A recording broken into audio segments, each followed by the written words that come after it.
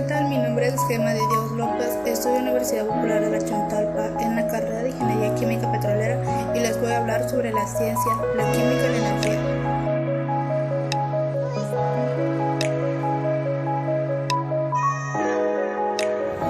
La ciencia es un conjunto de conocimientos obtenidos mediante la observación y el razonamiento y de los que se deducen principios y leyes generales.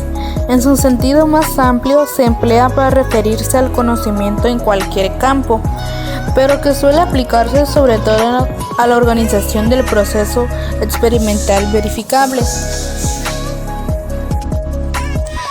La ciencia considera y tiene como fundamento la observación experimental.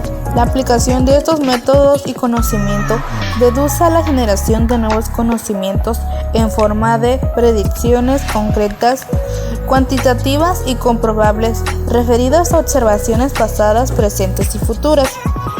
Las ramas de la ciencia son disciplinas científicas o simplemente ciencias.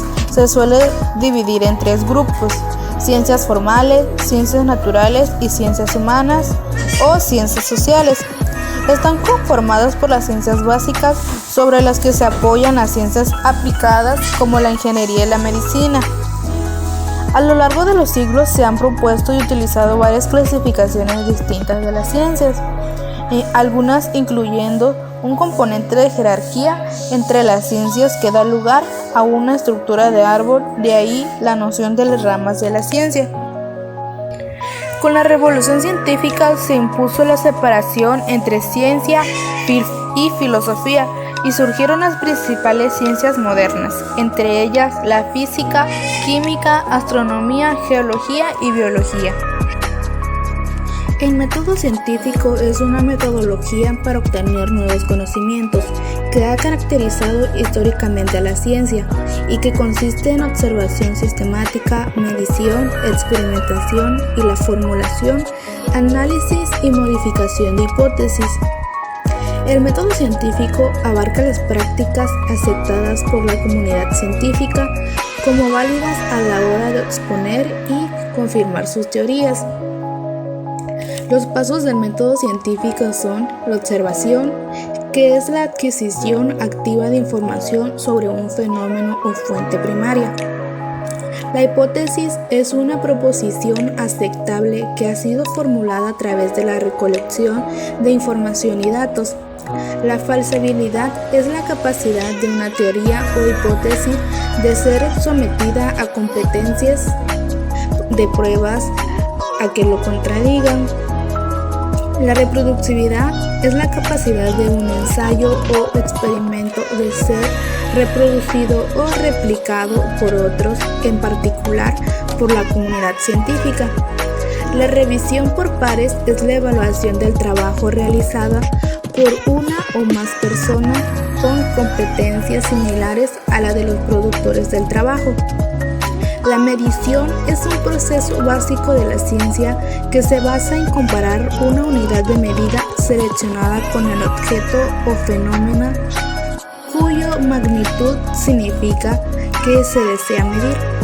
La experimentación consiste en el estudio del fenómeno reproducido en las condiciones particulares de estudio que interesan generalmente en un laboratorio.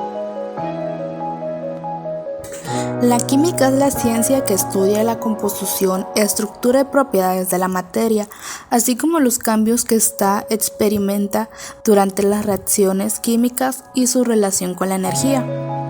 La química se ocupa principalmente de las agrupaciones supratómicas como los gases, las moléculas, los cristales y los metales, estudiando su composición, propiedades estadísticas, transformaciones y reacciones.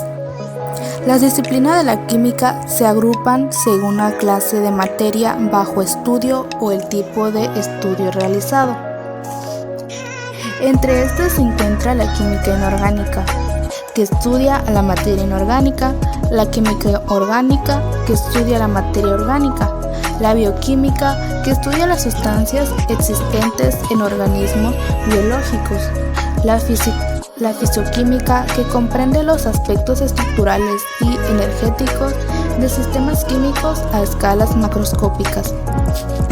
molecular o atómica, y la química analítica, que analiza muestras de materia y trata de entender su composición y estructura mediante diversos estudios y reacciones.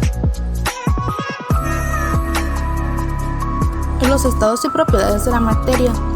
Son estados de la materia los patrones específicos en los que los constituyentes de la materia se agrupan. Las propiedades de la materia, en cambio, son el conjunto de cualidades que la materia presenta y que la caracterizan. La materia se define como aquello que tiene masa, ocupa un espacio y está compuesto de átomos y moléculas, que son a su vez materia. Las fases del estado de la materia son sólido, líquido, gas y plasma.